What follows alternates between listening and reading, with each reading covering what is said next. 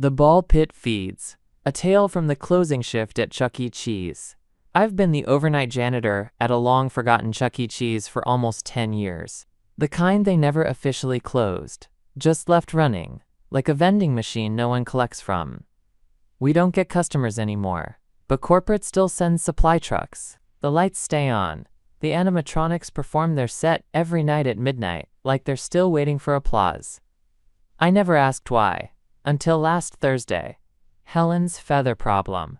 Around 2:40 a.m., I was sweeping near the animatronics stage when I noticed something strange with Henny. She was moving, but the motors were off. No music, no lights, just the faint twitch of her head, the blink of one wide mechanical eye. That wasn't the strange part. The strange part was the smell, like raw poultry, metallic, warm. I looked closer. Her feathers, usually stiff and fake, had become soft, downy, and wet. One fell to the ground. I picked it up. It was slick with something that looked like blood and yolk. That's when she turned her head toward me, not on a track, not on hydraulics, but like a living creature. "They're hungry," she rasped. Her beak moved. I saw teeth. The salad room. I confronted the only other night employee, Rudy, who worked the kitchen. He didn't seem surprised. "She molts when the pit gets restless," he said, lighting a cigarette with shaking hands. "You weren't supposed to see it." He led me behind the walk-in freezer, where a panel opened into a tiled room I'd never seen before. Inside was a long metal table, cutting boards, salad bowls, and feathers. So many feathers. On the counter lay a pair of severed wings, part meat, part synthetic tubing. They twitched every few seconds. Rudy put on gloves. "You help prep tonight," he said. "They need the protein." I wanted to run, but the humming from the ball pit had started again. The monsters in the pit. If you've ever wondered what lives beneath the plastic balls, I can tell you now.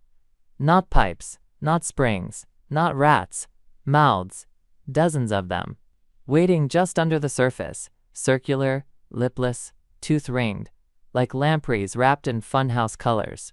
We carried the salad, chunks of bleeding wing meat, tossed with shredded lettuce and dressing, and dumped it in. The balls shuddered, the mouths opened, and fed. One of them whispered, "Crunchy, like before." The truth. Rudy told me later that Helen wasn't an animatronic. Not fully.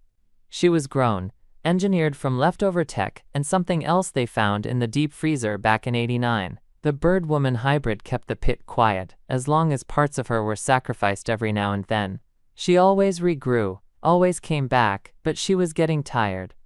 So now, they're looking for a new blend. He patted my shoulder and said, "You've got strong bones, might make a good broth." Closing time. Tonight, Helen didn't perform. She sat slumped backstage, feathers falling like snow, her eyes locked on me. And in the darkened ball pit, something is moving. The plastic spheres ripple. The air smells like dressing. I hear chewing and laughing. And underneath it all, a voice that sounds like mine whispering, "Toss me next." The ball pit never empties. And the salad is always fresh,